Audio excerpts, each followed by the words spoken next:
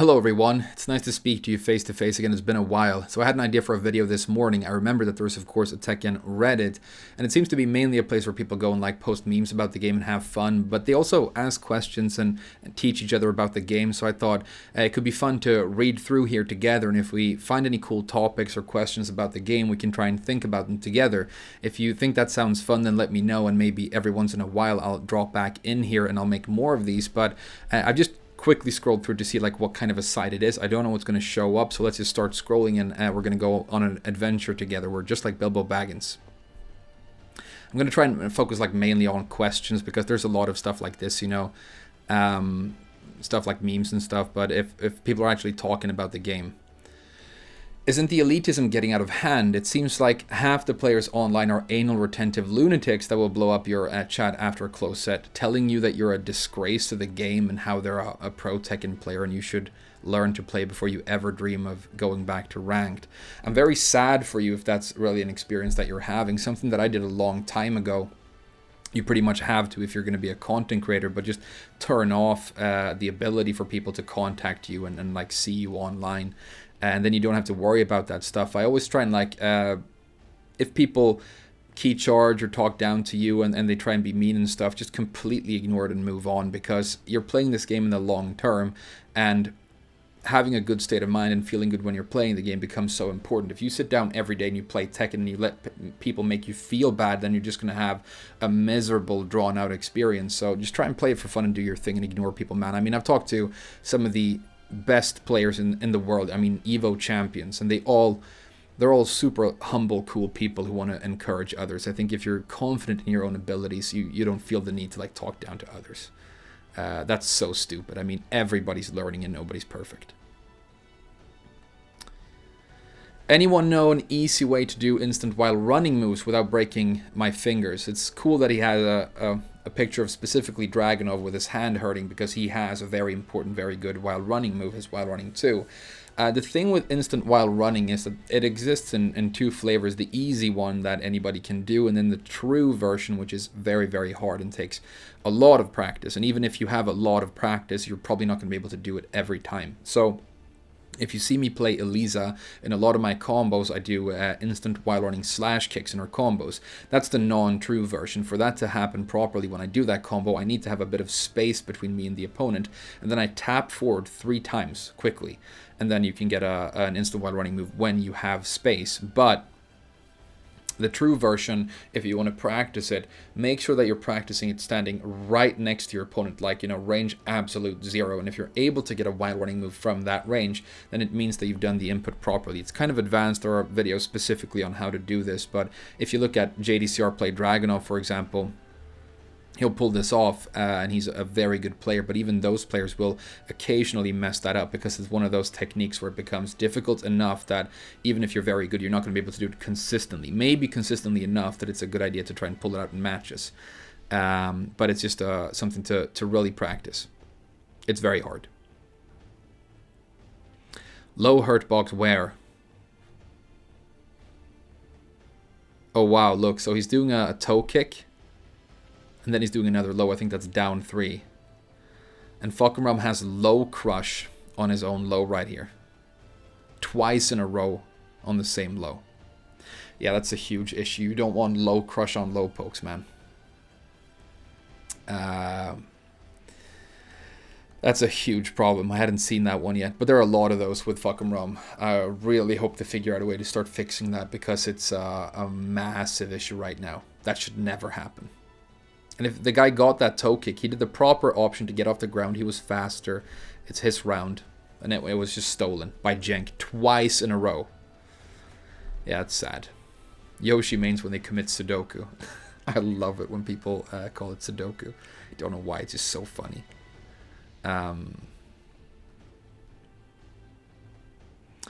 Mark Mantis is surprised this weekend. Yeah, I heard about this. I think we're actually going to see the Season 4 reveal this weekend. It looks like it might be happening, so super, super exciting. We're obviously going to talk about that if it happens, but yeah, man, that's going to be cool. Is Lily's Matterhorn a high crush? Yes, it is. You were hit by Claudio's while running. high, so I'm guessing his while running 2, while my body was way down. Okay, so like you have certain windows when you crush certain things, and certain moves hit very low to the ground, despite the fact that they're highs and mids. So it's going to be different depending on different moves. It's not like if you're in a high crush state, you're now categorically immune to all highs. It's a little bit more complex than that, and it has to do with character models. And Claudio has a very big, sort of beefy hitbox on his running 2, but Matterhorn is definitely a high crush move with some serious high crush properties. So either there's something specific going on, or you're just very unlucky in that situation. Issues when pressing 2 buttons simultaneously on arcade stick. I'm new to Tekken and fighting games in general. I've run into an issue. I was playing with King in practice mode and noticed for some of his inputs required pressing 2 buttons at once. Let me give you a big tip that's going to completely change this for you and make it so easy. Just start buffering buttons. So if you need to press 2 and 4, like the example right here, press 2, hold it down, and then just press 4. And you're going to get a perfect 2 plus 4 every time. No chance of messing it up. You can start messing with key bindings if you want as well, which works fine. I do it for some characters that I play. For example, Elisa, you can't buffer her EX moves for some reason, and so I tend to bind 3 plus 4 so that I can reliably get my EX dive kick out easy. But especially with those throws, like I always, if I'm doing overkill with Gigas, which is his throw, I'm definitely buffering that every time.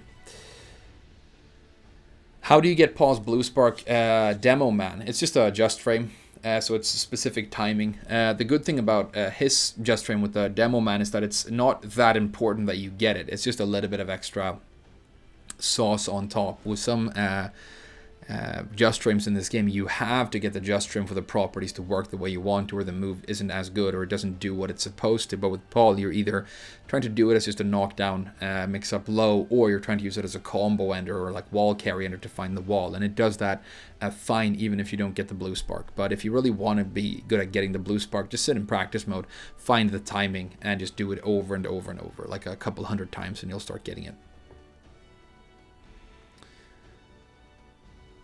How is Kwiz suddenly the biggest Tekken-related channel on YouTube?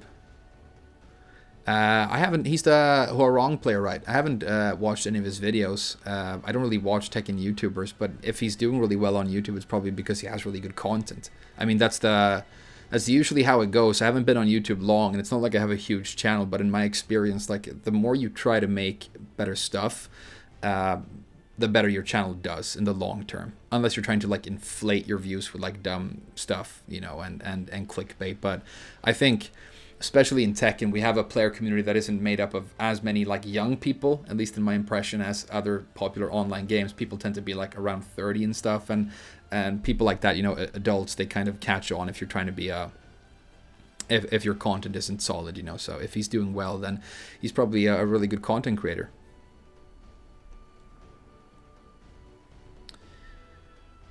Telegraphed while running to Claudio mix-up. I don't know if this is like a true mix-up, but it's caught quite a few people. If you see Claudio running from a distance, you probably expect running too. You probably do. You probably should. So most people duck, but if you just run and immediately hop kick, I think it's fast enough to be unreachable. I think he means unreactable, to switch from crouching to block. I don't know, it's worked a few times. So this is, if you're a new Tekken player and you figured this out yourself, then it's really cool because you're starting to really think Tekken, but this is actually an old classic Claudio setup that he's been doing since the arcade days. It's not a really like solid and good mix-up, I wouldn't call it. It's kind of like you just hard read and kind of teabag a little bit because you just run up and do a hop kick, which is punishable, and if you guess wrong and you get that block, then you're going to get punished. Typically what he would mix in there would be the running knee attack, which is the safe mid. But it definitely works, but you should do it only when you really feel sure that your opponent's going to attempt the duck. But it's like that with Claudio. You have a lot of duckable stuff, and so it just makes the hop kick more powerful, and it's a really good hop kick as well. But that's an old classic Claudio setup. It definitely works, even though maybe it shouldn't work as often as it does. Dude, Raycharts and Rage Drives are cool. Keep it steady for Tekken Tag 3 and Tekken 8 soon. I thought about this recently. I would honestly be completely okay with Raycharts not being in the game. I like Rage Drives a lot more, and I think the reason I do is they're more character specific, and they do more like technical, interesting things. Some Raycharts have like fun properties, You can use Annis as a punisher.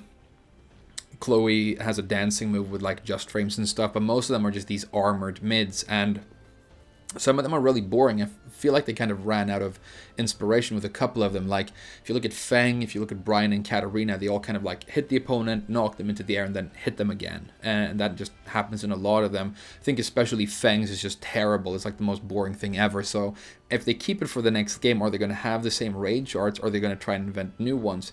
If they keep the same ones and they keep going like this, then I would love for some of the Raycharts to actually do more character-specific, interesting things, and not just be, you know, this panic button to get out of pressure, but maybe have a little bit more complexity to them. But then that's kind of the role that rage drives fill. So I prefer rage drives, but I would be completely fine with Raycharts staying, but I would also be completely fine with them not being in the game. Why do characters do so much damage in this game? I wish I knew, man. I think they do too much damage. I think it's gotten sillier and sillier. And it's really quite bad right now. Wall carries is very dramatic as well. And I would be cool with damage being lower, because it's just more opportunities for the momentum to shift, you know, for you to come back from a round that isn't going well, and for there to be more of an exchange in an actual match happening. There's a lot of, you know, 10-second rounds right now. And I would be fine with damage being lower. Someone notices it. Okay, so it's a comment on one of Adrian's videos, and it goes, "No one uses Lay Anna," in quotation marks, so probably something that he said, and then proceeds to dodge every Lay Anna online. Now, I don't watch Main Man stream like online matches. I watch some of his YouTube videos, and they're very good.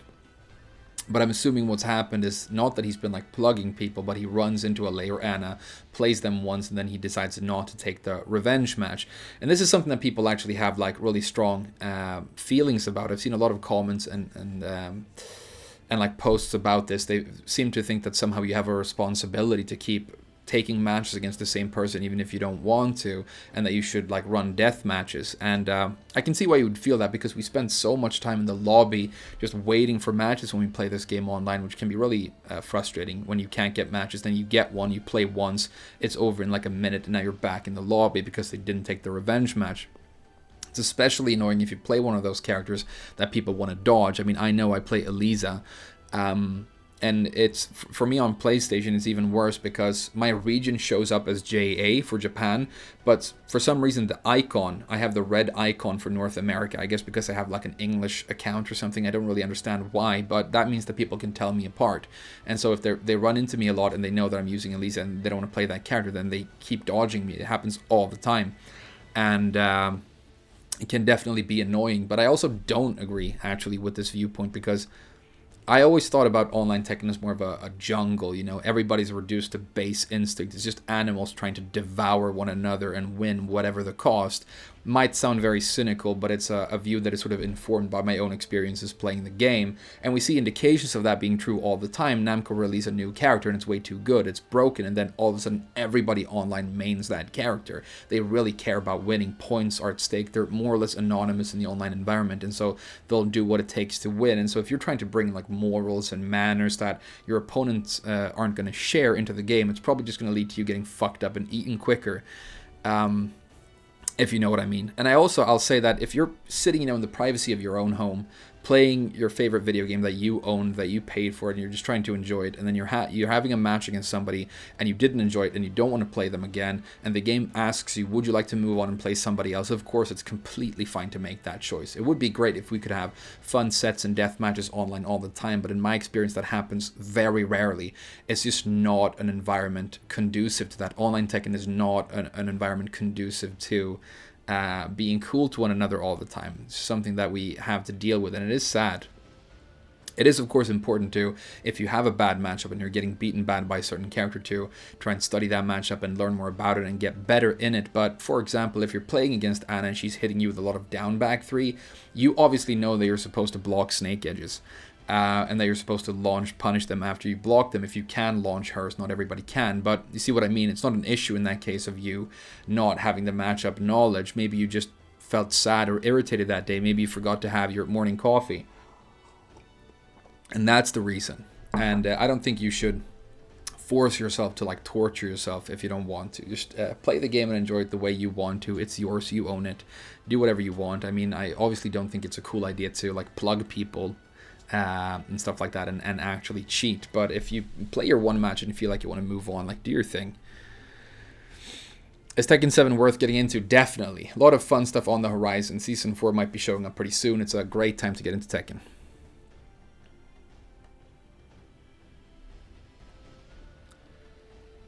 Searching for a good defensive character with strong keep out and good punishment that isn't too execution heavy. Why? That is a tall order. Those are a lot of requests. When you hear a good defensive character with strong keep out, I mean, you might think about like Kazuya, maybe Asuka, maybe Jack, but Jack doesn't have great punishment really. Kazuya is execution heavy, and Asuka also has bad execution, so it's kind of a difficult to fill all of those requests. But I guess a character that does tick all those boxes would be Leroy, so if you own him, maybe check him out. He ticks a lot of boxes because he's extremely well-rounded. He can basically be good at almost any playstyle. Very versatile.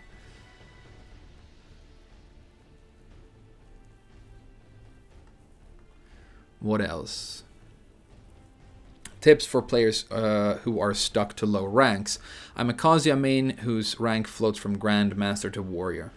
So that's basically green ranks, right? Grandmaster is the last rank before green ranks, right? Before Brawler. I think so.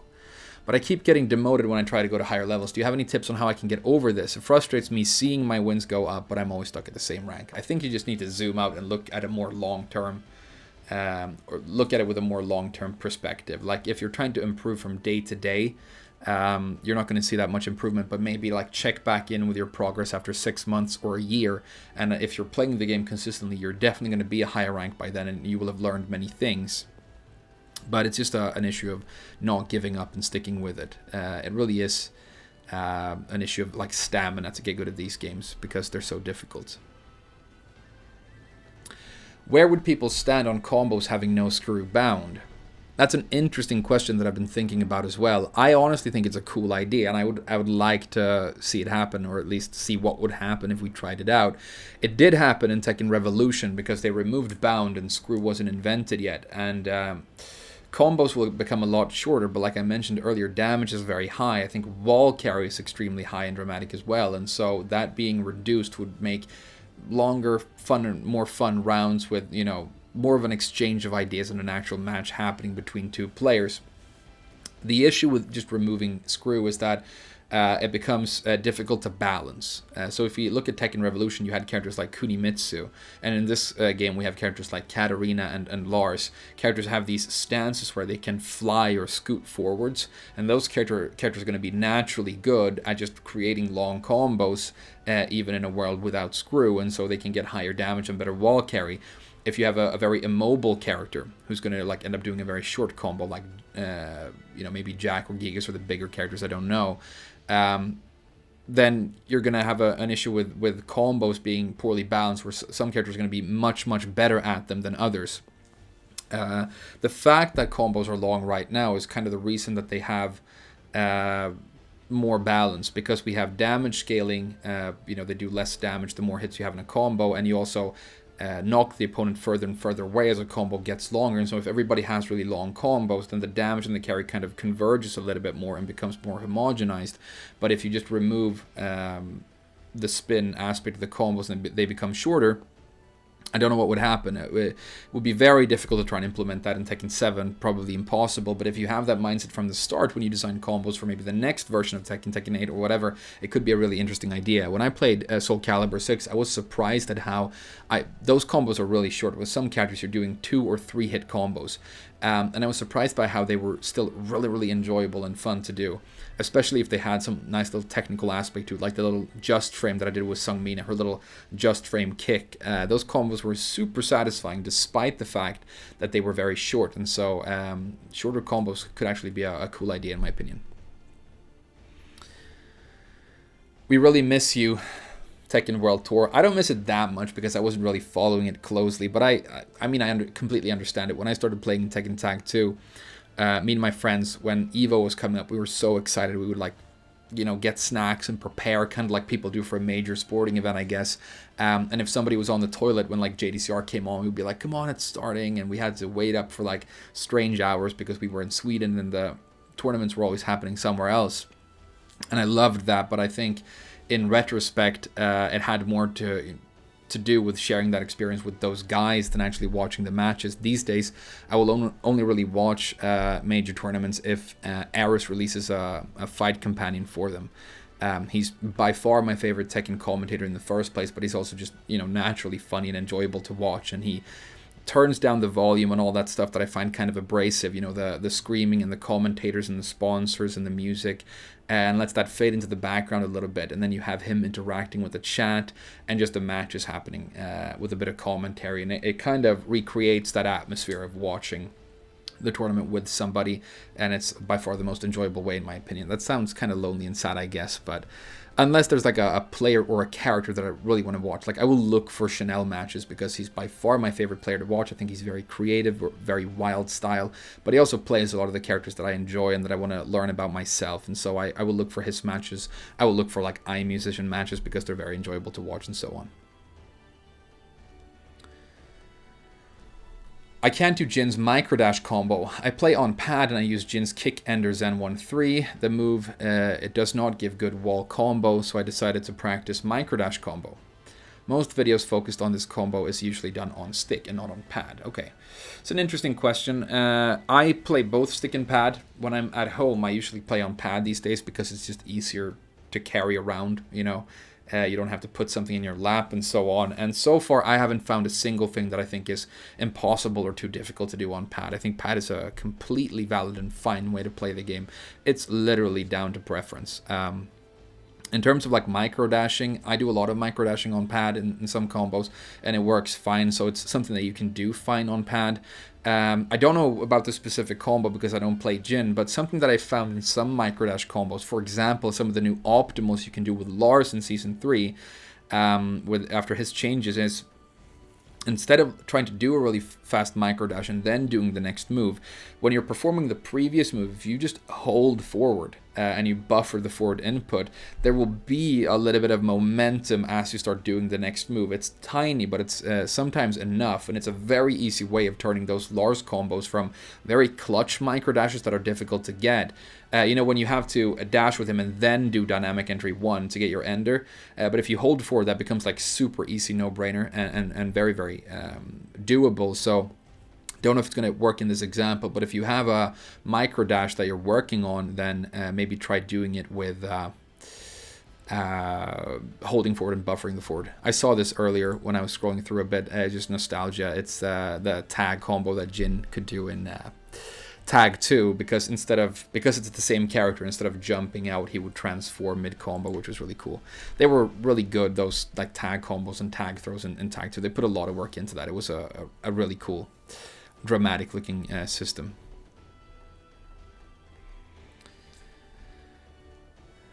I'm a Feng player and I think his combo damage sucks. I've played around in practice and there's basically no difference if I do an 8-hit combo or versus some 4 or 5-hit combos like Y.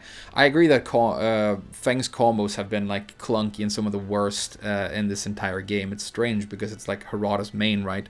But when you do combos with him, it's like, you know, 4-3-4 something, 4-3-4, and then the combo's over. They're very basic. He has that new ender in Season 3, and I tried doing some setups with that, and you can get good combos now, but it's still kind of clunky and awkward.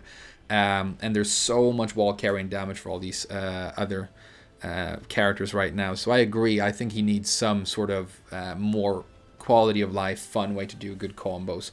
I think Feng players who are very good, they tend to focus more on actually setting up the Oki, because he has good stuff for that with stomps and flips and all the rest of it. So maybe try and find a combo that feels cool to you, but then you have like a strong mix-up for your Oki setup, and that can lead to additional damage instead of trying to necessarily deal all the damage within the combo. But yeah, I agree, his combo game is kind of weird.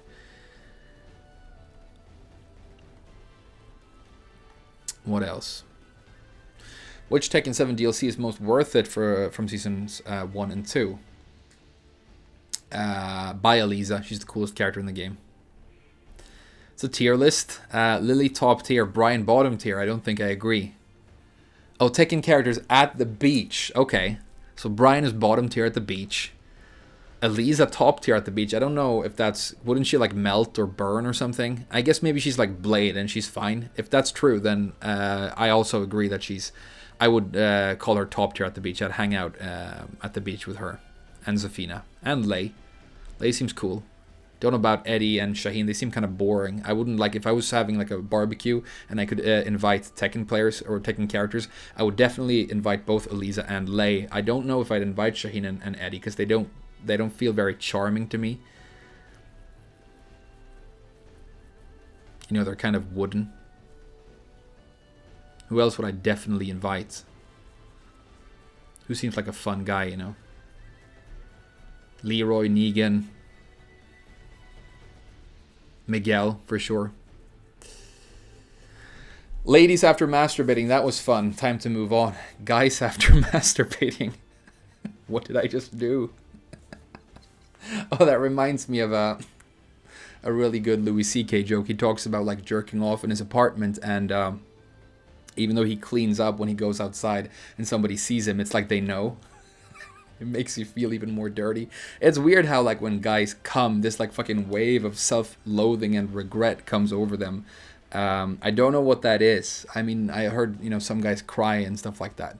I guess the one thing I don't agree with here is ladies after masturbating, that was fun, time to move on. I don't know, but I feel like girls kind of tend to want to hang out and sort of marinate in the energy a little bit after they come. They sort of, you know, hang out on the bed for an hour, maybe get a drink and have a nap on the spot and play some music and stuff like that. Whereas guys kind of just rush to the shower. I don't know if, you know, we have some ladies who watch the channel, so let us know after... When you come, do you clean up and go outside, or do you hang out for a little bit?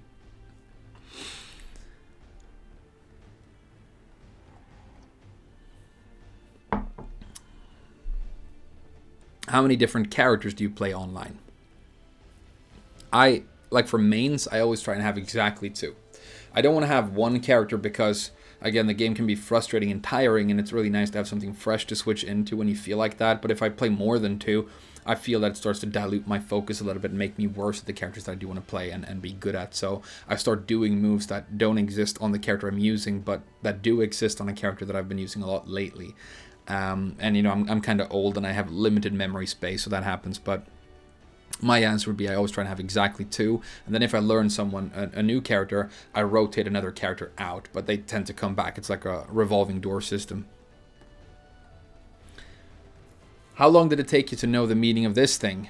It's interesting. That's a neutral input in the in-game notations, and it's probably something that most players encounter for the first time when they try and get like serious about Tekken. If they're playing Mishimas, they have to learn about wave dashing and electrics. But if you're just getting deep into movement with any character and you start learning about Korean backdash canceling, that also involves, I think in both of those techniques, actually the neutral is like the central and most important input, and getting that with precision is important, which is kind of counterintuitive for people because it's like you have to be clean and precise with an input that involves doing nothing. But a neutral input, it's specifically on the directional inputs, just letting go and pressing nothing. So not tilting the stick at all, or not pressing anything on the D-pad. Advice for Yoshi versus Steve matchup, I don't know. If he's up close and trying to counter you, maybe do flash a lot. See if you can catch him with that. Is it worth getting into as a new player? Definitely. Fun stuff happening in the future, new seasons, new DLC. It's a great game to get into. Is it a good time to get back into Tekken right now? Definitely, it's the right time. I think a lot of the Tekken players who might be inactive right now are going to come back for Season 4, so it's like the perfect opportunity to come back and learn some new characters. Let's decide the best soundtrack in Tekken. That's a good question, like what's the best song? I have a special song that has like a special place in my heart because I mentioned those guys I used to play Tekken with in Sweden. When we played like a long session, you know, all night, when we had the final match, like the 2 guys who did the best that night would have like the title match for who claimed, you know, the belt for the night. We would always play that match on the Indonesia stage in Tag 2, Wayang Kulit, I think it's called, which I think is a name for a kind of...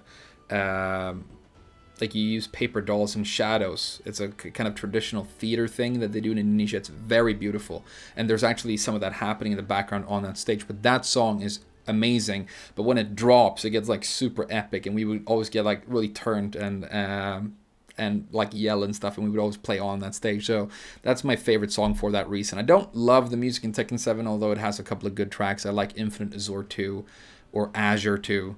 I like Jungle Outpost 2. I like Geometric Plane, but some of them are like really strange to me. The character select screen music right now, it just sounds like screaming to me. I don't really like it. Revolution is cool because it had like serious like drum and bass, very basic drum and bass stuff for pretty much the whole soundtrack. So I listen to that sometimes. Fundoshi. Can anyone tell me which season pass gets you the Fundoshi costume item? Why do you want it, dude? I don't think you get Fundoshi by buying season pass. I think you have to get items with treasure battle, right?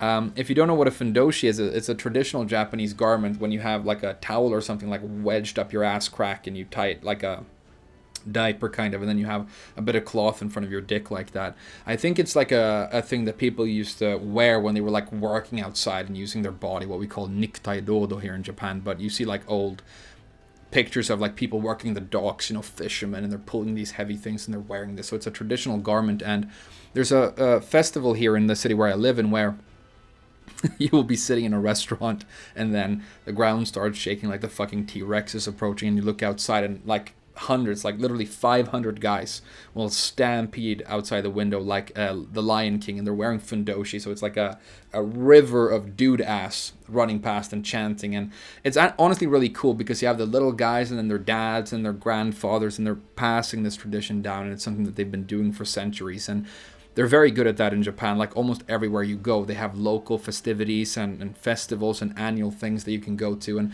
people love them. People really go out and enjoy them, you know. Might sound cynical, but if you try and do stuff like that, where I grew up in Sweden, people are like, you know, kind of socially cold, and they don't unnecessarily interact with strangers, which I kind of appreciate because I'm kind of a private and shy guy most of the time. But if you try and do like these festival things in Sweden, I don't know how well they would turn out, but here it's super enjoyable. It's one of the best parts of living in this country. There's always something you can look forward to, and if you want to go out and do something with your friends, if you just look up, you know, on the web, you'll always find like something going on near you, especially if you have a car.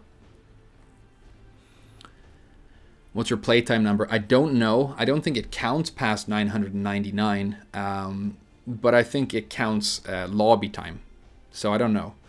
If it counts lobby time, then, you know, that's mostly waiting. If it only counted in match time, I think that would be an interesting number to look at. Just got bait to Yaksa. Katarina, congratulations, well done.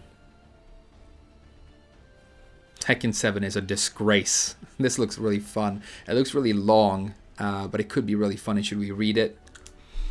Maybe I'll look at it later. Just curious, do you think that Leroy is still unbalanced? That's a fun question.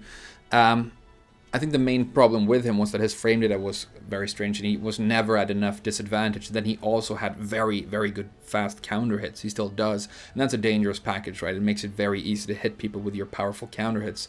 And they changed some of that. Then the other thing was that he had extremely good lows. He has this falling leaf, unseeable knockdown low for mix-ups, and then the down 3-2, unseeable low poke into guaranteed stance mix-up with advantage, right? Which is very good and very rare. And then he can mix that with his orbital for the mid, and then he can get like launches all the time, right? So they've changed the orbital, made it worse, gave it worse range. It's still very good for an orbital. It still works as one of his main mid launchers, and he still has those lows. So that aspect of the character is almost untouched. His mix-ups are still extremely solid, but the frame data and the counter hits were adjusted down a little bit, and some of his combo damage was adjusted down. So I think he's very, very strong still. I don't know if I would still call him unbalanced. I'm kind of cool with Leroy these days. He still feels very strong when you lose to him, but there are things you can do to beat him. And in the context of the game as it is right now with fucking Rom, who's, you know, so much worse, I think it's difficult to complain about Leroy. The big balance issue right now is fucking Rom. Friend, oh, you have 1,400 hours in this game. You must be great at me. Oh, I don't want to look at that.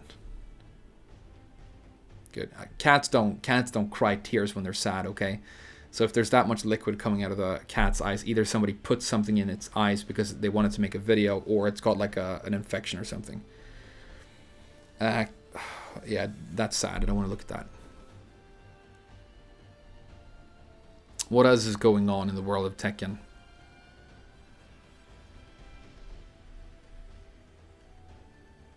Does this count as the 6 electric combo, or does it need to show as 6 on the combo counter?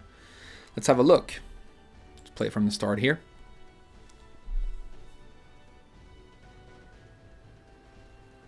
So I'm assuming that's the attempt he wants us to look at.